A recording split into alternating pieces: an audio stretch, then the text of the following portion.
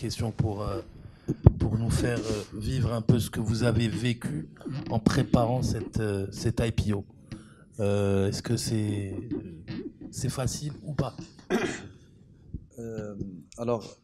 Déjà, pour revenir sur... alors, je ne sais pas si on peut parler du groupe, mais en tout cas, ce qu'a dit Hatim tout à l'heure, nous, on a toujours été confrontés et on a eu la chance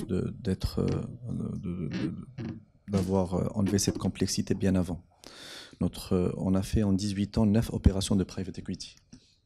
Et donc, pour nous, c'est comme si on était déjà en bourse. Donc, la bourse, c'est juste la bourse, c'est juste une formalité. Le seul élément qu'on n'a pas eu aujourd'hui à gérer, c'est les interactions avec les investisseurs institutionnels, mais aussi les interactions avec la MMC. Donc, c'est deux interlocuteurs, bien entendu, avec la bourse. Mais donc, en termes de gouvernance, en termes de préparation, on a toujours été préparé. Bon, Hatim, je ne sais pas si tu peux en parler, mais en tout cas, on a ce qu'il faut en termes de gouvernance, en termes de RH, en termes de process et en termes des prérequis basiques. Pour nous, l'opération IPO n'est pas une finalité en soi. C'est juste une étape. Ouais. C'est juste une étape intermédiaire pour construire un nouveau chapitre pour notre groupe qui va commencer à partir de mai-juin 2025, parce que c'est la date de notre introduction en bourse, Inch'Allah. Et donc, la seule finalité, le vrai objectif, c'est de continuer notre plan de développement. C'est le financement de notre plan de développement qui va être fait aussi bien au Maroc, mais surtout à l'international. On n'a pas beaucoup communiqué, mais notre ambition va aller au-delà du Maroc. On est déjà présent à l'international, on est présent en France. On a déjà commencé à dupliquer le business model qu'on a mis en place au Maroc. Et notre ambition va aller au-delà de la France. On a des plans solides qui vont être concrétisés et divulgués sur les prochains mois.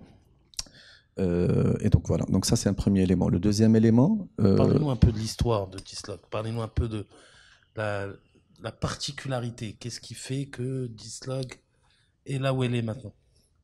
Alors, je ne sais pas si je peux parler... Donner envie aux gens de s'introduire en bourse. Oui. Voilà.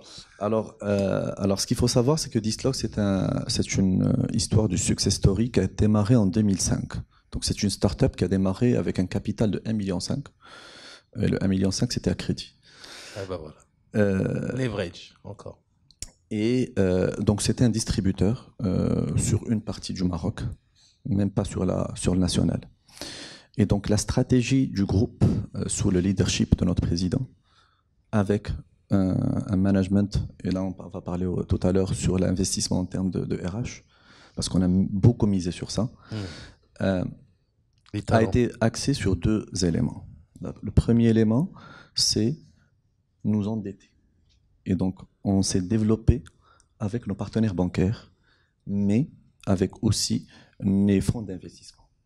C'est pas par hasard qu'on a fait 9 opérations de private equity.